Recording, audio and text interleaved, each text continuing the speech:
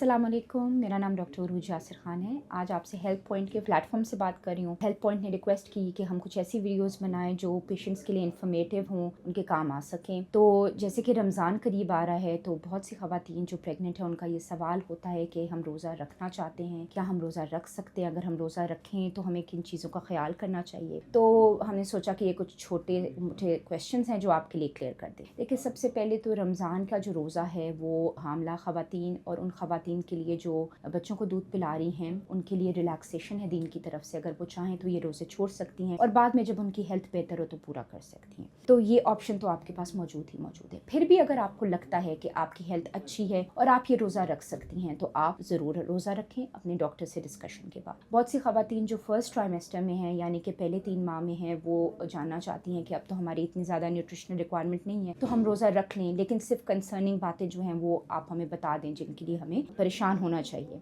तो देखें, अपनी गायनेकोलॉजिस्ट को विजिट करें। पहले आप देखें कि आप एक हेल्दी स्टेट में हैं, क्या आपके सारे टेस्ट नॉर्मल हैं, आपका हीमोग्लोबिन लेवल, आपका एचपी नॉर्मल है, आपके अंदर किसी किस्म की कोई डेफिशिएंसी तो नहीं है, कोई इन्फेक्शन तो नहीं चल रहा। उसके बाद क्या आपकी जनरली ओवरऑल तबीयत ठीक रह रही है, कि आपको बहुत ज़्यादा उल्टी या मतली तो नहीं हो रही, क्योंकि जिन लोगों को बहुत ज़्यादा उल्टी हो रही है, मतली हो रही है, तो उनके लिए भी रोज़ा कंटिन्यू करना मुश्किल हो जाएगा। अगर आपकी सारी कंडीशंस अच्छी हैं और आप रोज़ा रख सकती हैं तो फिर आप रोज़ा रखिए। ये वाले जो रोज़ा रमज़ान है इसमें रोज़ा बहुत लंबा नहीं है, बहुत ज़्यादा गर्मी नहीं होगी तो डिहाइड्रेशन के चांसेस कम है। अगर आपने जब सहरी करनी है तो आपने इंश्योर करना है कि आप वो वाले चीज़ें लें जो न्यूट्रिशनली डेंस होती हैं, यानी कि आप ऑयली और इस तरह की चीज़ों को अवॉइड करें। ज़्यादा से ज़्यादा कॉन्सेंट्रेट करें एनर्जी रिच चीज़ों के अंदर, जिसके अंदर कार्बोहाइड्रेट्स शामिल हैं, जिसके अंदर दलिया है, गंदम है, इस तरह की चीज़ें लें। दही और दूध वाली प्रोडक्ट्स का इस्तेमाल आप कर सकते हैं अगर आपको सूट कर रही हैं। कोशिश करें उसके साथ कुछ फ्रूट्स और नट्स इंक्लूड करने, और प्रोटीन ज़रूर लेनी है क्योंकि प्रोटीन जो है वो ज़्यादा देर तक एनर्जी देती है और आपको जो है वीकनेस और फटीग से बचाएगी। तो प्रोटीन एग्स की फॉर्म में हो सकती है, आपको पसंद है तो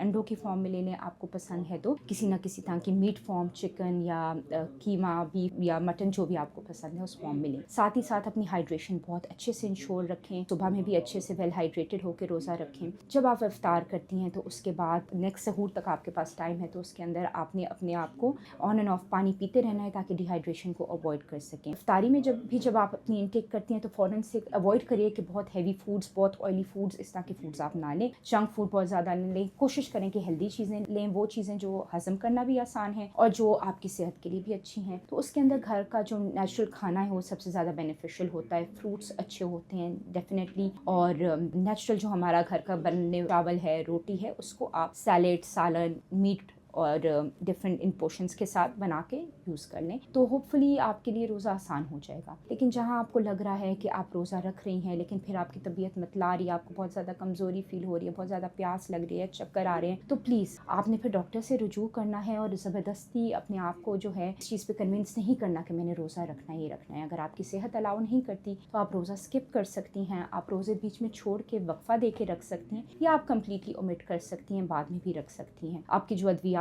हैं उनको साथ साथ जारी रखें। मल्टीविटामिन्स आप सहरी के वक्त लें, आप अफ्तारी के बाद लें, उनको डिवाइड करके लें। जैसे कि आपको पता है कि आयरन है, कैल्शियम है, इनको अलग अलग लेना चाहिए। अर्ली ट्राइमेस्टर में हम वैसे भी बहुत ज़्यादा दवाइयाँ नहीं देते क्योंकि नौजिया होता है, मतली होती है, टॉलरेट करना मुश्किल होती है, लेकिन फोलिक एसिड आपने ज़रूर लेना है, उसको जारी रखें। आपकी मतली के लिए अगर आप कोई दवाई लेते हैं रात को उसको लेते रहें और अच्छे से अपने आप को जो है बैलेंस्ड न्यूट्रिशनल डाइट के साथ जो है ना लेके चलें। इफ्तारी और सहूर के बीच में दोबारा छोटा सा एक पोर्शन आप ले लें जिसके अंदर आप कोई भी अपनी पसंद की चीज़ जो है वो ले सकते हैं ताकि बहुत ज़्यादा लंबा गैप ना आए। और ड्यूरिंग द डे जब आप फास्ट करें, रोज़ा रखें, तो आपकी बॉडी एनर्जी को जो है अच्छी एनर्जी में हो और सस्टेन कर सके fast. So this is my short message for all of you. बिल्कुल भी हम डिस्करेज आपको नहीं करेंगे रोज़ा रखने से, लेकिन ये ज़रूर कहेंगे कि अपनी सेहत को नज़र में रखते हुए अगर दीन ने रिलैक्सेशन दी है तो फैसला सोच समझ के कीजिए और रमज़ान को एंजॉय करें। अगर आप रोज़ा नहीं भी रख पा रही तो जो भी इबादत आप करेंगी, जो भी आप उसके साथ साथ अपने घर वालों का ख्याल रखेंगी, उसका भी अजर आपको हासिल होगा। So good luck.